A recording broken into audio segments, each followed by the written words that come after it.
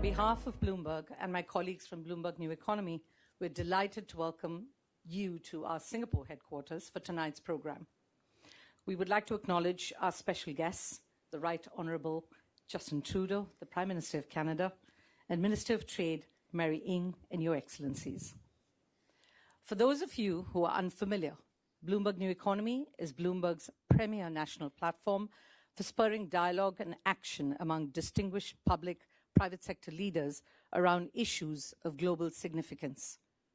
Started by Mike Bloomberg in 2018 with a foundation in Asia, Bloomberg New Economy was built on the idea of engaging new communities of leaders and addressing the future of the global economy in the regions of the world that are changing it the most.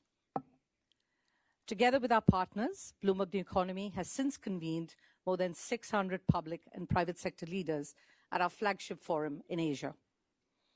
On November 8th, we will host the 6th annual convening with a return to Singapore for the 4th year. Bloomberg New Economy is supported by several global partners. Thank you to our partners from HSBC, Tata, PwC, IDA Ireland, and Temasek who've joined us here this evening. Tonight's program sits in between the ASEAN and G20 summits. It is a timely opportunity to understand Canada's priorities in the Indo-Pacific, including trade, security, and climate, as well as the PM's perspective on regional trends and tensions. The conversation with Prime Minister Trudeau and Bloomberg journalist and Bloomberg New Economy editorial director Erik Schatzker will be streamed live for our global audiences. With that, thank you so much for joining us, and please help in welcoming Prime Minister Trudeau to say a few words.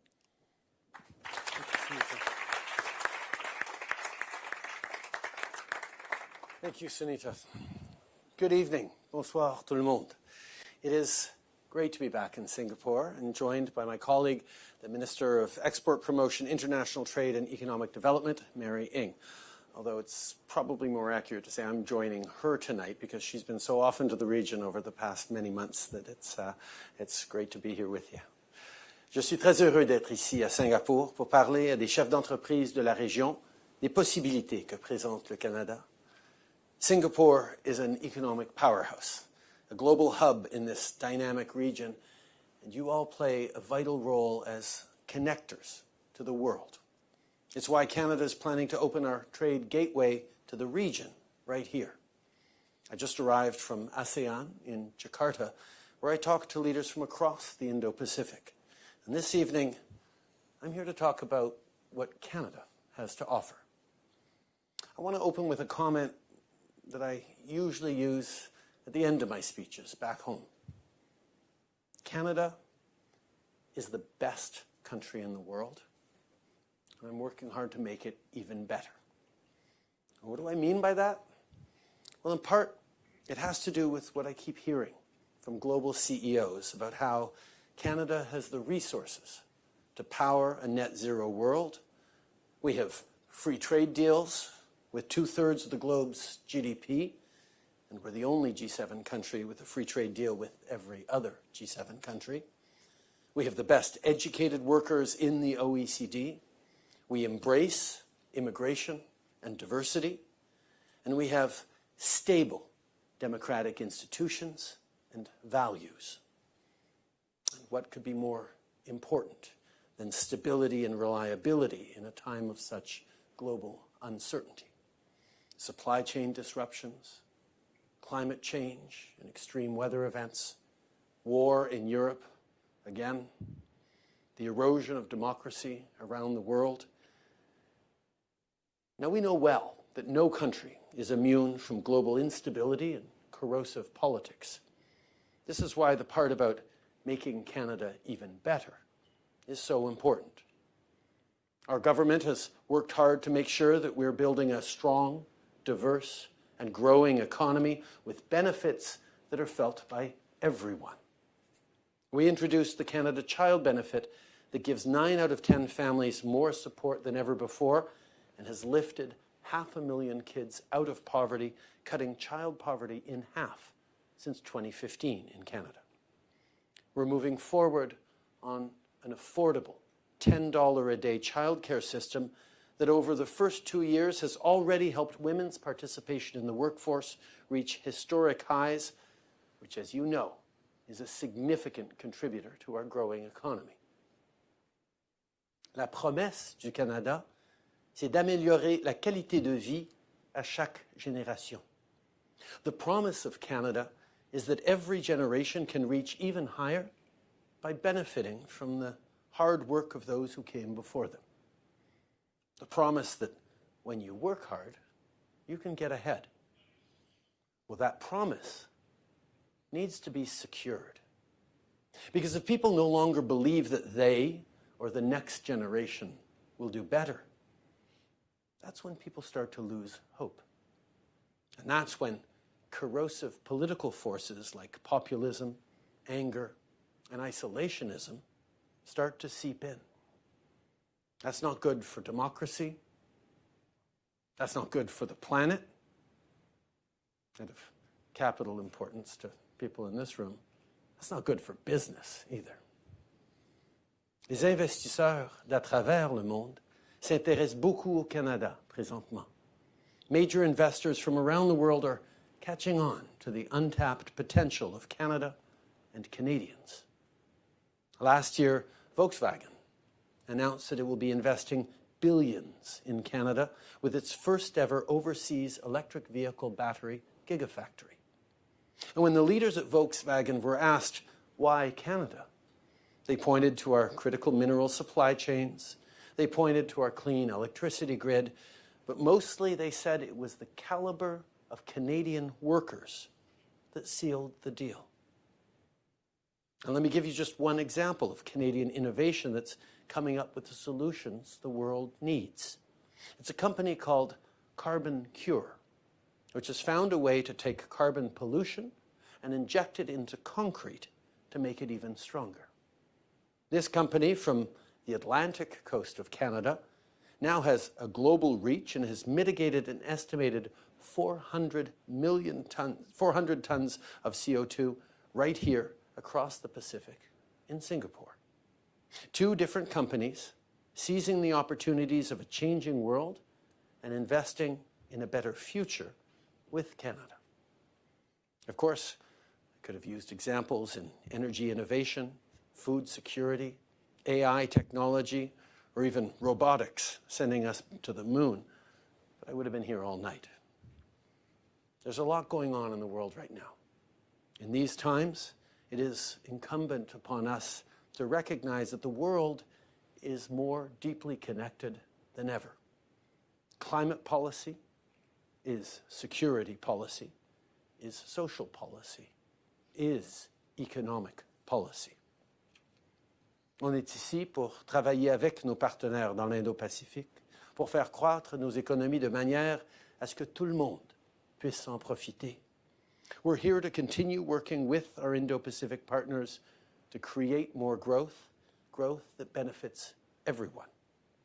This is the work ahead for us together, for Singapore and Canada, work that I'll be speaking about with Prime Minister Lee again tomorrow, as we have over the past years. And that is how we will foster hope and opportunity.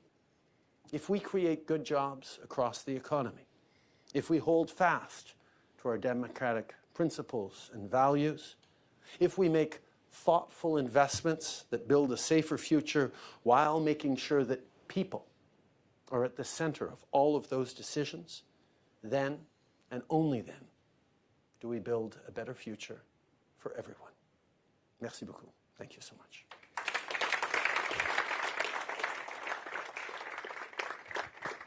Thank you, Prime Minister Trudeau.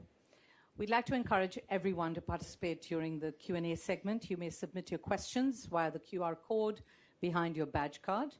Please also do switch off your mobile phones to silent mode during the session. At this time, I'd like to introduce Erik Schatzker, Editorial Director of Bloomberg New Economy, for a lively discussion with the Prime Minister. Erik? Sunita, thank you very much.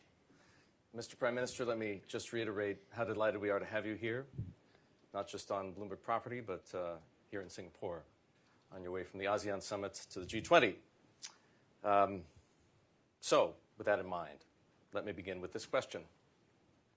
The Indo-Pacific was already a complex place when you began your first term as Prime Minister in 2015. Today, it seems more demanding in every possible way. Geopolitics, trade, energy, climate, security. How much harder do you find it now navigating the conditions in this region? Well, this region, as you say, has always been complex. But one of the things that is helpful to Canada in navigating the complexities here is that we have significantly increased our presence, our focus, our attention, our engagement in the region. Over the past years, we've been developing and launched last year our Indo-Pacific strategy that looks at all those various axes as places we need to advance, whether it's increasing our diplomatic presence, whether it's increasing our economic and investment presence and partnerships, particularly around infrastructure, whether it's stepping up on climate change with its clean energy solutions, whether it's stepping up on security as well. As I was at the ASEAN conference yesterday, a couple of leaders in our bilaterals highlighted how pleased they were that Canada had military frigates sailing through both the South China Sea and the Taiwan Straits on its way to continue ship-to-ship interdiction with Operation Neon around North Korea. So we are very aware of the complexities here, but we also know, and this was one of the things that was highlighted yesterday in my ASEAN conversations, the concerns of countries here are connected to and not dissimilar from the concerns that we're facing at home. And being able to work on global issues together is one of the only ways we're going to be able to solve them. You have many priorities in this region. Several of them are well articulated in your Indo-Pacific strategy. What's at the top of the list right now? Top of the list, benefits for Canadians in jobs, in opportunities, in connections.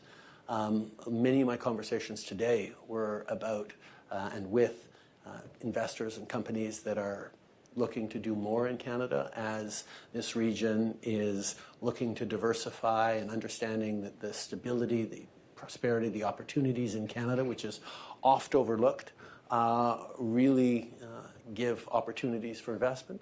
The flip side is making the case to Canadians that greater engagement in this part of the world, where the economies are growing fast and the opportunities are real, is going to be benefiting as well. So I'm an unabashed progressive, but I know that making sure that people are confident about their finances and their future and their kids' future is at the heart of building societies that are not run or overrun by anxieties and fears, which we've seen the consequences elsewhere around the world, and Canada has so far been able to avoid.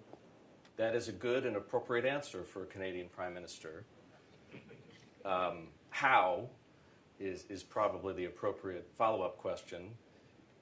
If there's one thing you need to do to achieve that objective here, specifically, and I would like to get into specifics, what is it?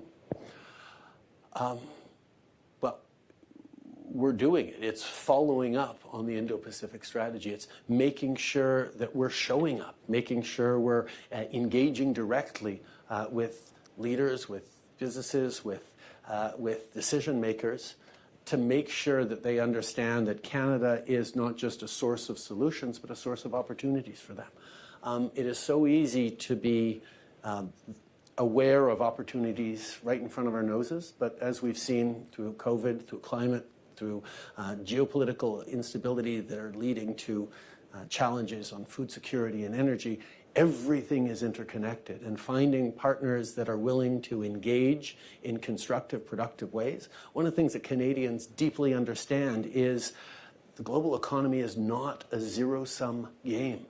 It is not just possible, it is only optimal when everyone gets to draw benefits, whether it's on trade deals, whether it's on business deals. If you're in it for the short term, you can do win-lose. But if you want to create stability in a long-lasting way, you have to make people understand that we are all deeply invested in each other's success. And that's a bit of a shift from some of the ways we've seen the global economy acting over the past decades. But climate and pandemic and the need for more resilient, diversified supply chains is driving that, and being there to show up and continually make that case is the most important thing that we can do. I can't think of a country in the world that doesn't want to get more out of its relationships in the Indo-Pacific region.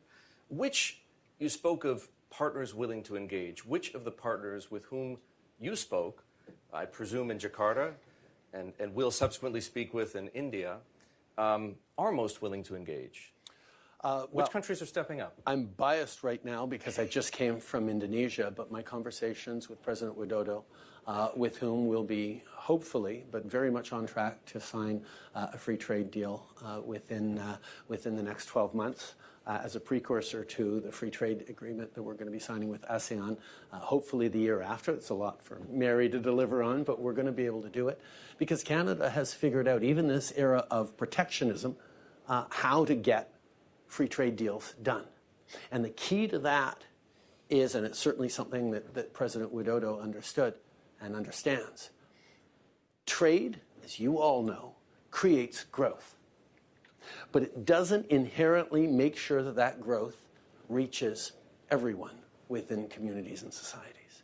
And that's up to both policymakers and partners to make sure that people are feeling the benefits, because it goes to not just economic stability, but political and democratic and community security as well.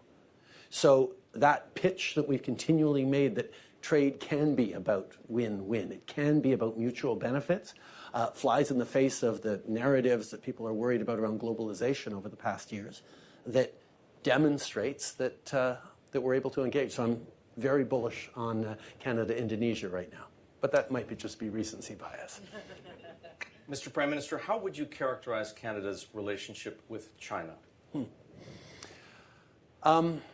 Obviously, we've had a challenging few years, as many people had. The arbitrary detention of 2 Canadians for political reasons put a real chill on the relationship. But China is one of the most important economies in the world and is not a country that anyone can simply ignore. We have to be eyes wide open as we engage. We have to look for where we're going to compete, where we're going to be very clear and contest based on our values, based on principles that Canadians expect us to adhere to. But we also need to look at where we actually can cooperate and work together.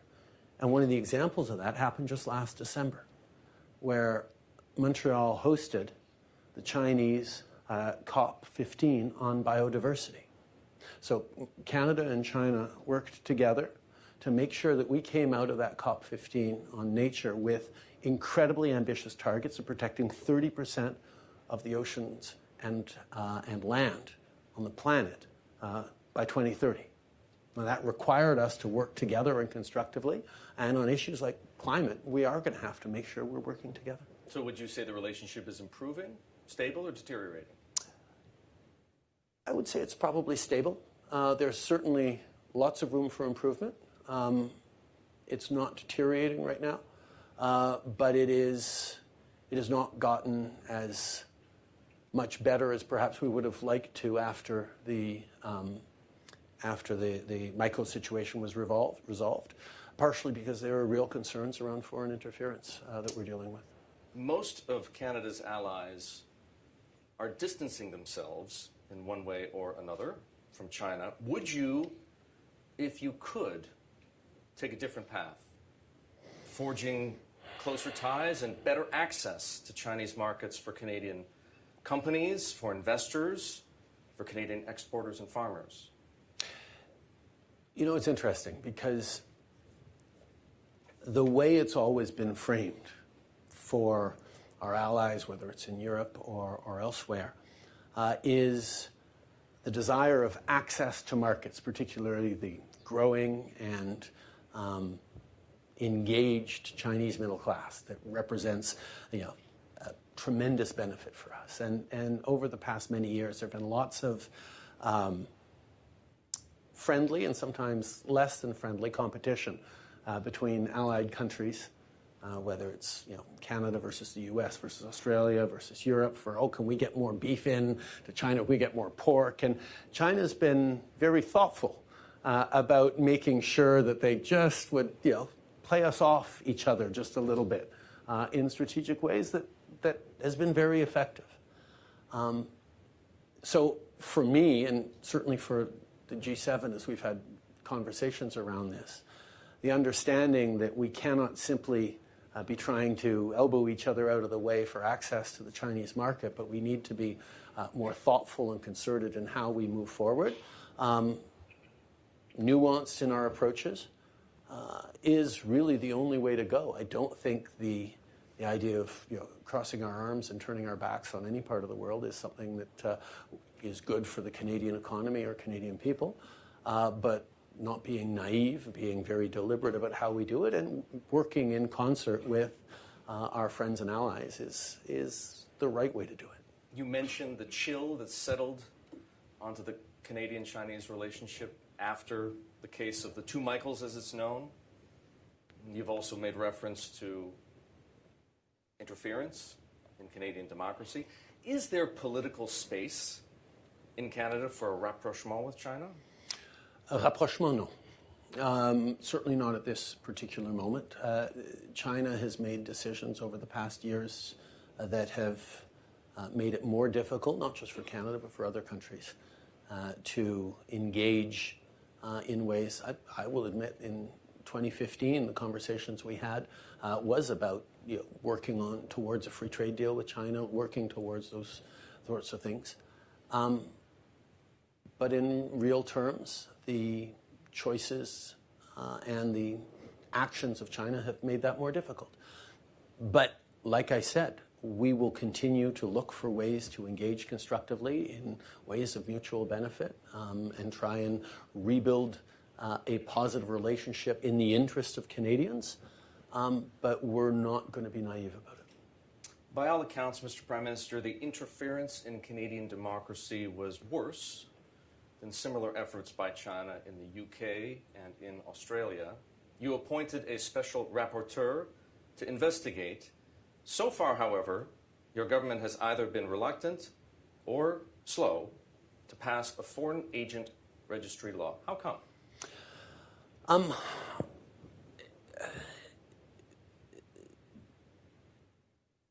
This is a complex issue with no easy answers. And a lot of people have glommed onto, if we get a foreign agent registry, suddenly everything will be simpler and easy to do. It hasn't solved everything in any place it's been brought in. It's an important tool, and we're absolutely looking at it. But there are stories, there are moments of our history where creating registers of foreigners in a given country or in Canada even has led to less than optimal outcomes. And we just need to be careful about those sorts of things. But one of the things that we have done since 2015, particularly having watched the 2016 election in the United States, the 2017 presidential election in France, is we stood up before our 2019 and 2021 elections a monitoring panel of top security agencies and civil servants to make sure there was no interference in our elections.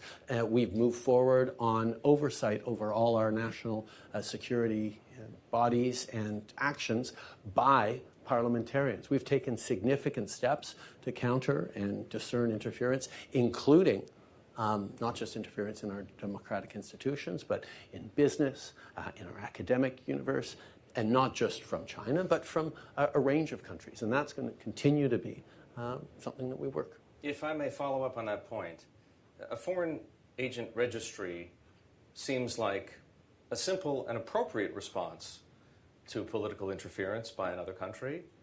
And it's just a way for the government and Canadians by extension to know what lobbyists on behalf of other countries are doing in Canada. It's not a tax on foreigners, and it's not an internment policy. So why not? Would it apply to Americans? If they were lobbying on behalf of a foreign government, would it not? I don't know.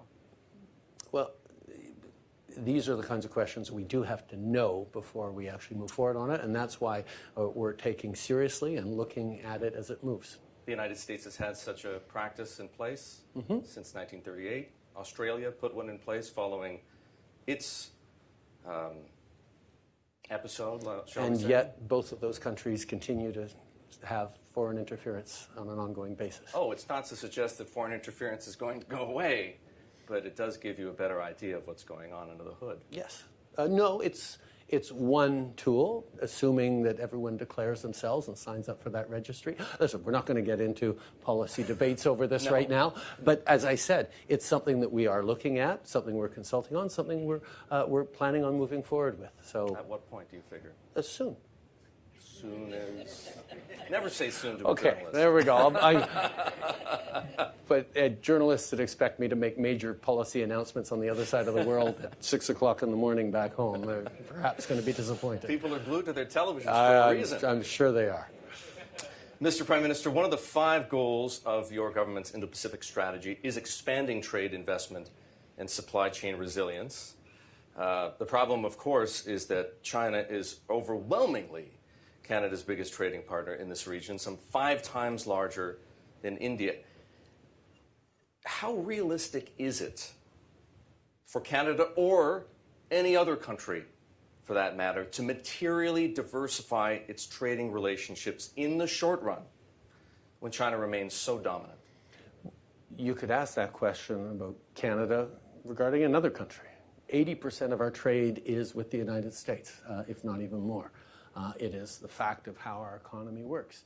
And we work extremely well with the Americans, but we are also looking to diversify. It's a constant push to be able to make sure that we're creating more resilient relationships around the world. That doesn't mean we're not going to be trading with the United States to a very large degree. It certainly doesn't mean we're not going to be trading with China to a very large degree.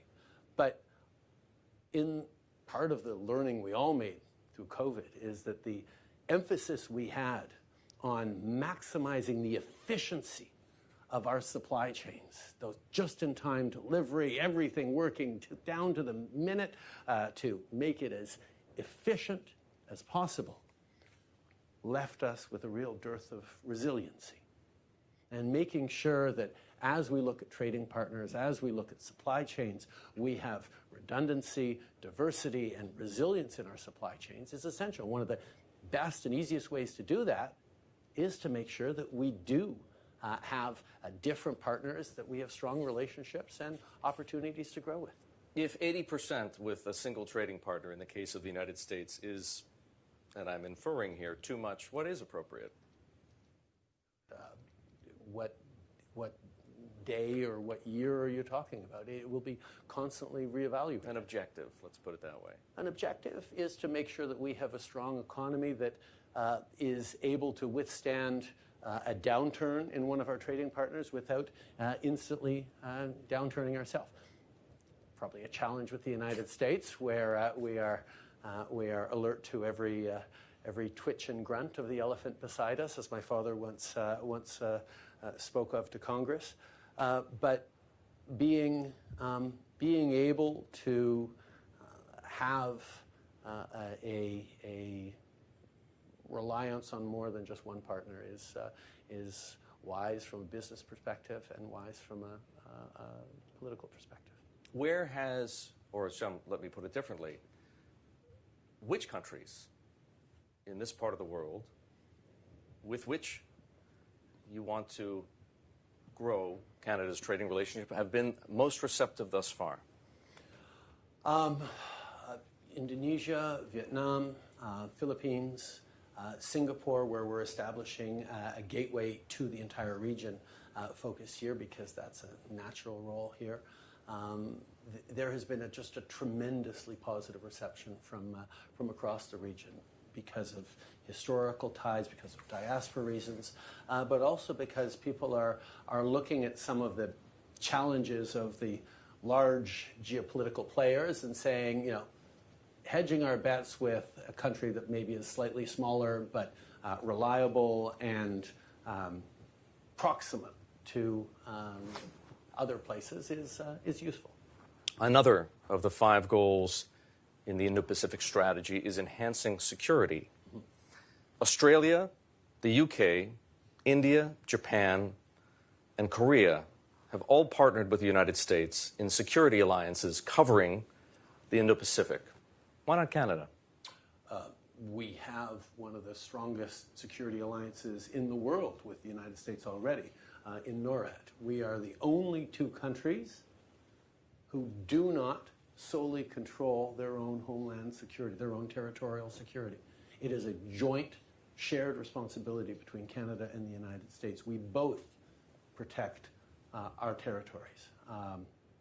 That's a unique security arrangement that extends to other parts of the world, and we are closely aligned in everything we do here in the Indo-Pacific, including, as I mentioned, our increased presence of military here. But would it not be of benefit to Canada, as it clearly seems to be to the UK or the Australians, to pick two, or the Koreans or the Japanese, to formalize a relationship with your allies in the region?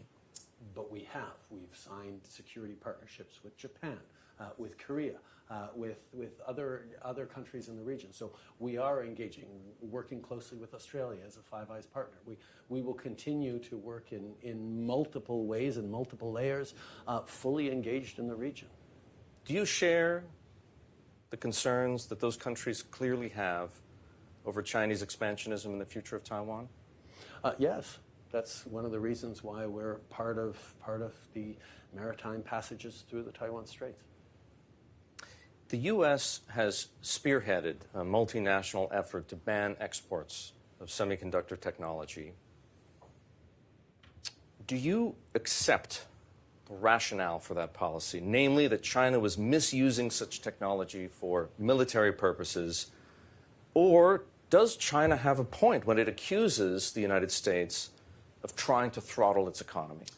I think one of the things that I heard a lot from people here in the ASEAN economies in Southeast Asia is a desire to make sure that we're not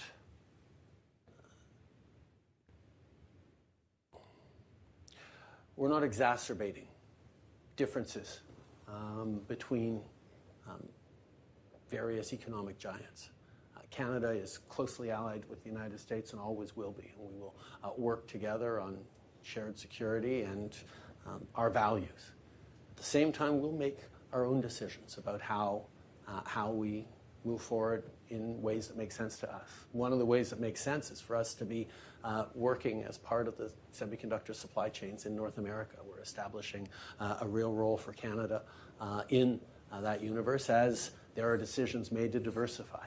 But you can make decisions to diversify without turning it into geopolitical conflict, and that's certainly what we're doing.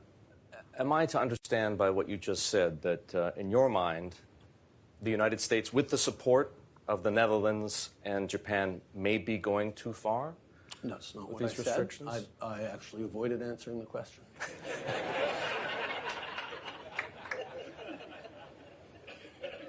So, I'll ask you point blank, are they going too far? And I will continue to avoid answering the question. Canada has been called out repeatedly for failing to meet the target for defense spending, 2% of GDP, that all NATO members at the time agreed to meet in 2014. According to a Pentagon document obtained earlier this year by the Washington Post, you privately told NATO members that Canada will never meet the 2% target. Is that what you said? I talked repeatedly about the challenges that we have with a growing economy, that we will continue investing as we have in historic levels in our defense. We recently are purchasing 88 F-35 fighter jets. It was under a previous conservative government that percentage of spending on defense dipped below 1%. We have consistently been increasing it even as our economy is growing. But we've always contested that simple math doesn't accurately reflect the capacities and the capabilities and the contributions that Canada is making. We are the 6th largest contributor in terms of NATO. We have been there for every single mission. We have announced massive NATO NORAD modernization recently, and we will continue to step up in a world where security and defense is unfortunately more important now than it has been in a long time. So we will continue to have these conversations with our partners and allies in NATO. We will continue to be there showing up, and we will continue to increase our spending. They want you to spend 2% of GDP. I'll repeat the question. And you answered it to a degree. You spoke to them about the challenges. Economic, perhaps in some respects, cultural, perhaps in other respects. Did that amount to never meeting the 2% target? Canada, Canada will continue to invest more in defense. We will continue to make sure we're there and we show up, and we're part of the important role we have of protecting democracies around the world. We also know there's lots of things we need to do to protect democracies, and not all of them involves more soldiers. Well, if Canada's economy continues to grow, then yes, on a percentage basis, you will spend more on defense. But people do want to know, Mr. Prime Minister, why, with war raging in Ukraine, no end in sight to Russian aggression, with China vowing to retake Taiwan, with sovereignty in the Arctic at risk, would Canada not want to meet that commitment now? Well, you started by mentioning Ukraine, for example. Canada has been one of the most generous supporters of the war in Ukraine, over the past years. Over the past year, we have invested billions of dollars in strengthening Ukraine's economy, in ensuring that they can continue to keep the lights on, ensuring that we've sent military supports, humanitarian supports, that we're welcoming in refugees and people who are fleeing from the war while their husbands and brothers are fighting. None of those efforts count within that 2% target, for example. We will continue to step up in real and meaningful ways across the spectrum as needed. That's what Canadians expect, and that's what we're going to continue to do. You know there's a reason, of course, that I've been pressing you on this issue. It's a sore spot with many Canadians. It's certainly a sore spot with Jens Stoltenberg, the Secretary General of NATO. It's a sore spot with the Americans, with the Germans, with other members of NATO. You're going to tell me it's a sore spot with many Canadians. Well, I do believe it is a sore spot with many Canadians. And I'm sure can you other point Canadians... to me an opposition leader who is committed to meet the 2%? No, but the opposition leader doesn't necessarily represent the interests and desires of all Canadians or the other Canadians. Any opposition leader, any party, any political party in Canada that is committed to meet that 2%. Why is it relevant whether Mr. Poilievre or anyone else in a position of political leadership in Canada should have or should not have committed to meeting the 2% target? Well, no, you framed it as something that Canadians are Well, I also framed it in terms of the Americans, in terms of NATO leadership, in terms of the Germans, for example, the Poles, the Finns and the Swedes who are just joining NATO, who are all stepping up in very meaningful ways, well over and above, not all, but that 2% target. They want to know. We are continuing to step up. We are continuing to invest more than ever before in defense. We are on track to reach a larger degree of spending than we've had before, and we're going to continue to do that. That's what people expect from Canada, and we're going to continue to do it. We are, Mr. Prime Minister, suddenly living in a world of economic statecraft. Instead of the consensus on free trade and efficiency that shaped the global economy for at least a couple of decades, the new mantra is investing tax dollars in strategic technologies and strategic industries. Is this smart policy? Do you believe in it? Yes, to a certain extent, and in the right context. We, over the past number of years, we made deliberate and clear policy choices as a government to invest in clean tech, in green transformation of our economies, in better energy sources, while at the same time our closest trading partner went through a 4-year stretch where investment in green or fighting climate change was simply not a priority. So President Biden has stepped up with a massive Inflation Reduction Act that is all about trying to catch up to where other countries, like Canada, have been moving over the past while. The IRA is an important tool for boosting our capacity to meet the needs of a net zero world. And Canada is serious and committed to being part of that net zero transition. And yes, we do have to put money on the table to bring in companies like Volkswagen. But even as we do that, we know that the economic growth that comes from that, the benefits, will accrue to Canadians in less than 5 years, at the same time as we are going to be leading on battery supply chains. We went from 6th in the world to battery supply chains a few years ago to now being 2nd in the world in battery supply chains, and we're continuing to grow on that. And that does take an industrial policy and investment. But the choices to do that when we have the critical minerals needed, we have the manufacturing know-how in the auto sector, we have the trade deals to ensure that we're able to get those out to partners and allies around the world, just makes sense.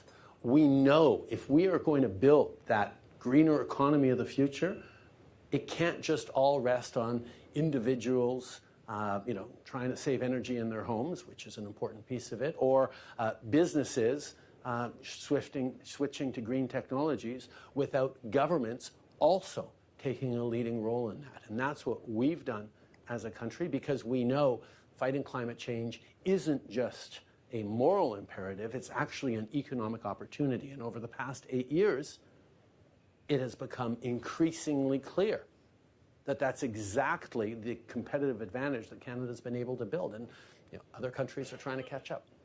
Why isn't Canada competing for arguably the most strategic and potentially most valuable industry of all, semiconductors? If Arizona, if Utah, if New York, if Ohio can have a new fab built by Intel or Micron or TSMC or Samsung, why can't Ontario or Quebec? Canada has already the largest semiconductor packaging plant in North America, in Bromont, Quebec. And for those who don't know semiconductors, packaging is not just wrapping it in bubble wrap. It's okay, you guys know. It's actually how you assemble the chips so they can deliver the functions necessary. It's an important part of the semiconductor supply chain. And as we do in so many things, as Donald Trump found out when he tried to rip up NAFTA, the integration of the Canadian and American economy is so deep that we will all benefit from investments on both sides of the border in semiconductors. Your government, Mr. Prime Minister, has set the world's most ambitious targets for immigration. While the rest of the West is mostly closing its borders, Canada will welcome some 1.5 million people from 2023 through 2025. This should be something to celebrate, but instead, a deep resentment is taking hold in Canada. Why? Okay, that makes for a good headline, but it's not accurate. Canadians remain a place that is more positively inclined towards immigration than just about anywhere else in the world. And that's because we have been incredibly successful at welcoming and integrating people who have then turned around and built families and communities and a growing economy for the country. And while other parts of the world have turned against immigration, we've seen it as a real benefit. Now, it doesn't mean it's all rosy. We are facing real challenges around housing, but it's not just an issue around immigration, because people are facing housing challenges everywhere in the world. Singapore is facing certain challenges around housing, as all you know, and it's not purely linked to immigration. Economic growth, space, zoning, all sorts of different things are contributed. Underinvestments by successive governments over the past few decades in Canada has certainly contributed to that as well. But the good thing around housing is it's a solvable problem. We have solved it before when people returned from the end of World War II, when baby boomers reached the age where they're all trying to buy homes and get their own place. We saw massive construction of housing in Canada, and indeed across many of our democracies. And that is what we're focused on doing again. We will solve this problem by working with all different orders of government, with partners in the private sector, with partners in the nonprofit sector, to make sure that we are addressing and solving this housing challenge. We've done many things that have been successful so far. There's lots more to do, and we will keep doing them. Mr. Prime Minister, it's not just about housing, although most Canadians would say especially housing. It's also jobs, schools, doctors, infrastructure. But since you mentioned it, how precisely are you going to solve this housing problem? It may be that Canada has solved it before. Those were different times. You're running a structural fiscal deficit at the moment. Interest rates are rising. Canada's borrowing capacity is tapped out. How are you going to meet the demand for housing? Well, first of all, Canada has the best fiscal position in the G7. We're one of the 3 largest economies in the world that has a AAA credit rating from Moody's and others. We are in a very good position to be able to solve the challenges that are coming at us. We certainly have the largest land mass in the G7. We have room to grow. We just need to make sure we're doing a better job of aligning the people who are solving these challenges. The federal government has an important role to play, but it's not uniquely our jurisdiction. We have stepped up massively with tens of billions of dollars of investments over the past years, but we know, working hand in hand with provincial and territorial governments, working with municipalities, we put $4 billion forward on the Housing Accelerator Fund with municipalities to make sure that they can make the zoning changes, accelerate their permitting processes, create better opportunities around densification. We've tied our infrastructure investments in public transit to densification around transit hubs, which is extraordinarily important. There's no one silver bullet on how we're going to solve this because there's many different facets around it. But consistent collaboration and leaning in together and putting real money on the table and delivering outcomes for Canadians, that's the work that is going to be done over the coming years. Mr. Prime Minister, you've been kind enough to take some questions from the audience. There are a few here. I'll try to keep it brief. Thank you, folks, for submitting questions. This was supposed to be China's century, the century when it overtook the United States as the world's largest economy and wielded similarly outsized influence on the world. Is it possible that we've already seen peak China? I'm going to let the analysts focus on that. A Canadian Prime Minister, my second favorite Canadian Prime Minister, Wilfrid Laurier, once pointed out that the 20th century would belong to Canada. I actually think the 21st century has a good chance of belonging to Canada.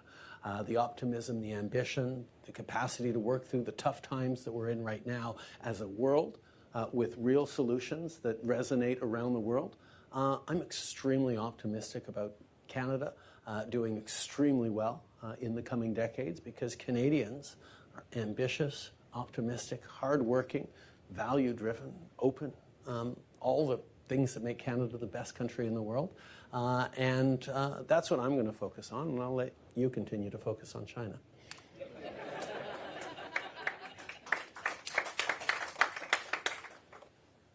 Having just come from Jakarta, what investments do you anticipate ASEAN countries will make in Canada?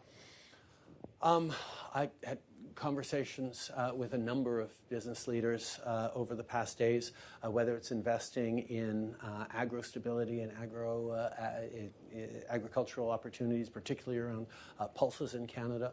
There's a lot of interest in Canada's leadership around AI, whether it's in supply chains and logistics, whether it's in technologies that are going to be really important in the coming years. Canada has long been a leader with AI hubs in Toronto and Montreal in particular. There's real interest as well in how we're moving forward on a range of things from medical technologies and natural sciences to I've had lots of great conversations with ASEAN countries interested and businesses interested in Canada. And returning to a subject we took up earlier in the conversation, Canadian media are reporting that Quebec Court of Appeal Judge Marie-Josée Hogue will lead a public inquiry into foreign interference in Canada by China and other countries. Can you confirm? I look forward to Dominic LeBlanc, our Minister of Democratic Institutions, among other things, and public safety, to make an announcement in a few hours once Canadians wake up. So news is coming, in other words. News is definitely coming. Take that for what you will, ladies and gentlemen. Please join me in thanking the Right Honourable Justin Trudeau, Prime Minister of Canada.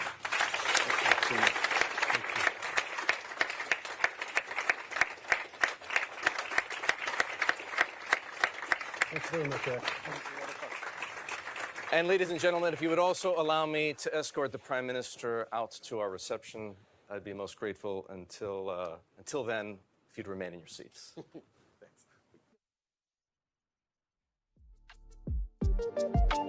Thanks.